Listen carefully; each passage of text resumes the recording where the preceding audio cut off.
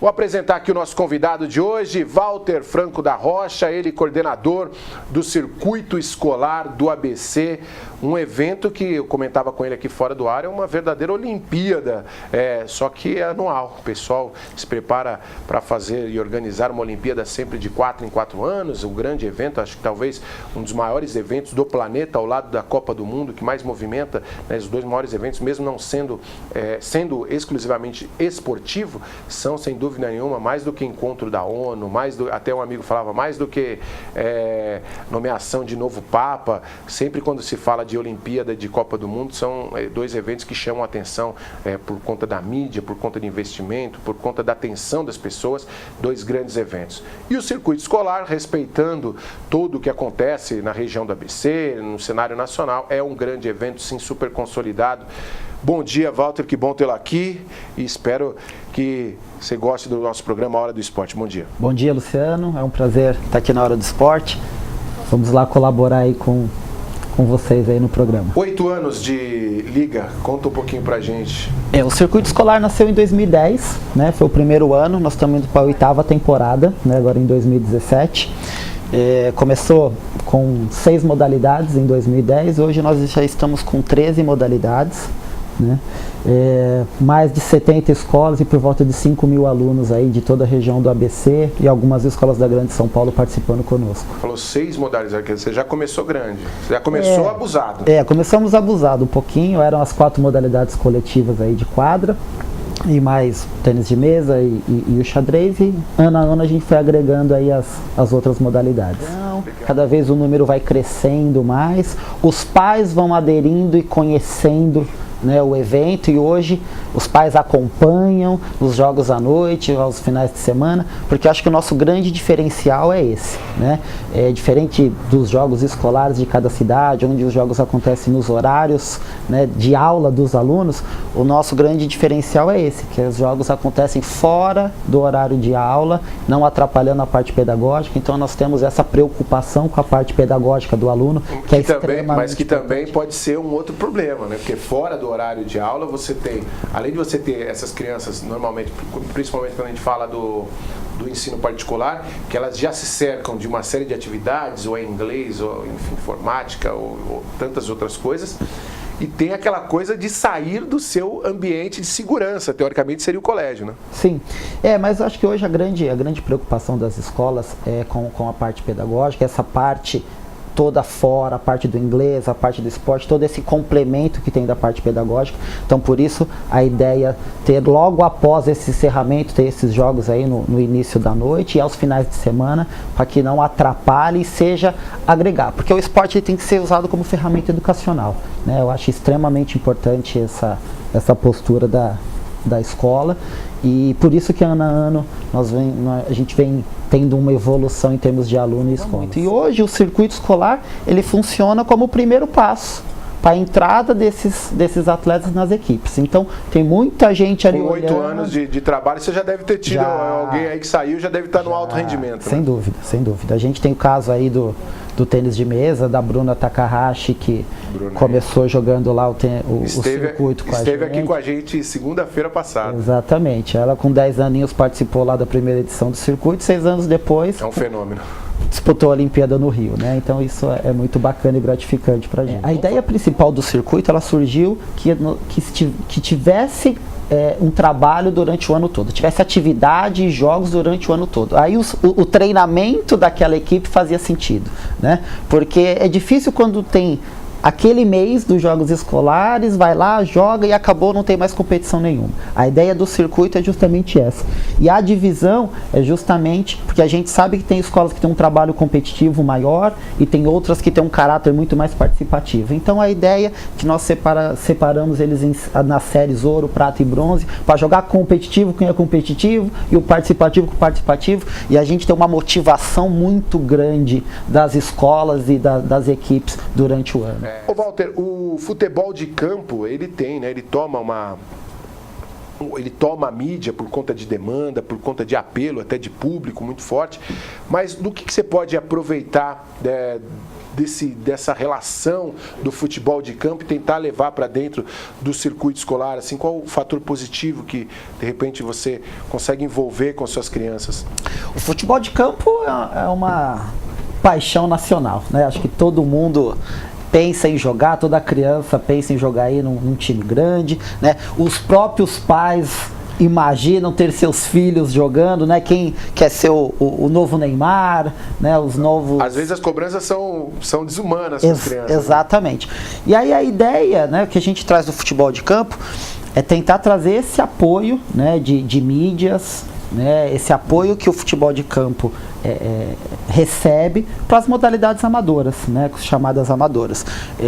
E por isso esse trabalho dentro do circuito escolar, com modalidades como xadrez, como tênis de mesa, ginástica artística, ginástica rítmica, né, modalidades que não têm um apelo de mídia tão grande e a gente desenvolve. A gente tem hoje eventos muito grandes dessas modalidades individuais, a gente tem uma média de 200 a 250 participantes em cada etapa dessas modalidades, então são eventos grandiosos que a gente precisa estar divulgando isso de uma forma maior. Agora eu queria que você falasse em relação ao circuito escolar, né? São 13 modalidades? 13 modalidades. 13 modalidades.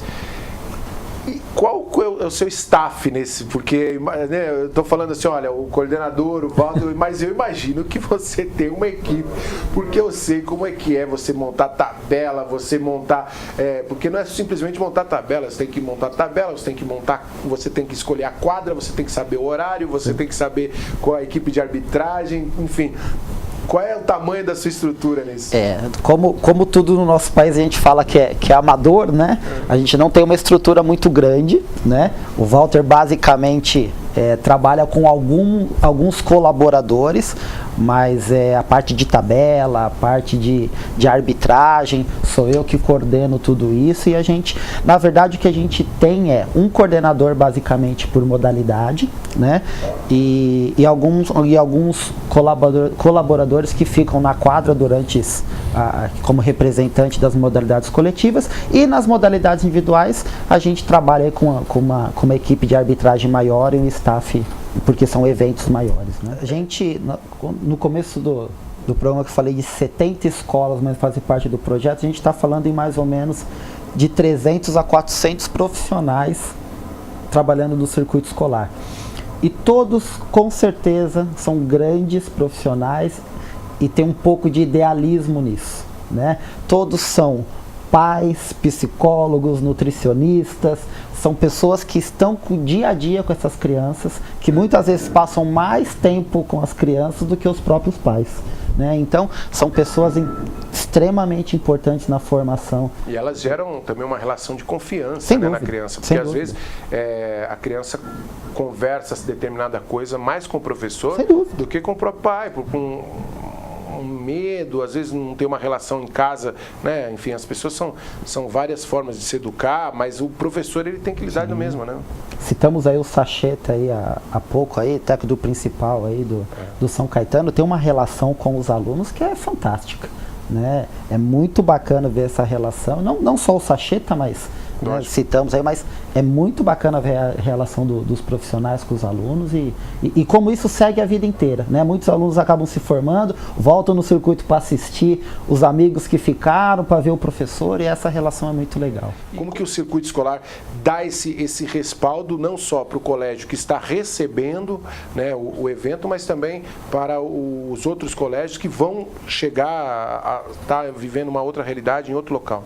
O circuito escolar ele acontece basicamente com a parceria das escolas, né? Então, assim, a nossa grande característica é que os jogos aconteçam, os eventos aconteçam dentro das próprias escolas. A gente faz um rodízio, né, desses jogos, desses eventos, e essa parceria, a própria escola junto com a gente monta toda essa estrutura com segurança, o pessoal de secretaria está recebendo o pessoal junto conosco e passa ali durante todo o dia o pessoal da limpeza, da cantina, enfim. Então, o receber bem e oferecer um produto bom, você está né, em momento de crise ou não, você está dando o subsídio para que você mantenha o seu negócio, que seja uma escola, claro, um negócio bom, né? Nós derrubamos algumas barreiras, né, que eram, a escola A não entra na escola B, né? Ao longo dos anos... O próprio ABC, né, deve existir essa concorrência. Sim, sem dúvida, né? Principalmente escolas da mesma cidade. Então, por isso que a forma de disputa no primeiro semestre, escolas da mesma cidade não jogam entre si. Né? Então jogam escolas de Santo André, de São Bernardo, em grupos separados para que não crie essa rivalidade, né? Então a gente tem essa preocupação. E aí no segundo semestre eles são separados por nível técnico. Aí, independente da cidade, né, eles vão participando aí da segunda fase. E você falou do produto, do cliente, né? Nós temos mais do que cliente, a gente tem uma preocupação com a formação dessas crianças. E a gente sabe, né, eu como ex-esportista, a importância da medalha, a importância de você ter uma boa competição para a criança. Então, nas categorias menores, todos os atletas recebem medalha de participação independente do resultado final. Então, as crianças saem de lá, né, feito vamos dizer assim, uma boa competição ou não, com a sua medalha de participação. Então é uma alegria tão grande. Muitas vezes a criança perdeu, né, tá lá chorando, mas quando ela recebe aquela medalha, é algo para ela maravilhoso e aquilo não tem preço, né? A gente teve no último final de semana a competição de natação e de atletismo. Então a gente, além da medalha de participação, a gente vê a criança indo com 2, 3 medalhas, né? Cada um participa de 2 provas individuais, mais o revezamento, a criança indo com 4 medalhas da competição, e aquela medalha fica ali o tempo inteiro. Às vezes ele pai, o vô, a avó, o tio, a tia, todo mundo. E ele fica na competição porque às vezes o irmão mais velho está competindo e ele fica lá desfilando, ele toma banho e aquelas medalhas estão lá batendo, e é uma alegria, né, muito grande, né? Isso é muito legal. O Circuito Escolar já é um parceiro, conte com a gente. Muito obrigado pela oportunidade, poder falar um pouquinho do nosso trabalho aqui do Circuito Escolar e principalmente poder falar não só do futebol, né? Falar de outras modalidades, principalmente dentro do âmbito escolar. Muito obrigado. Sucesso. E conte conosco.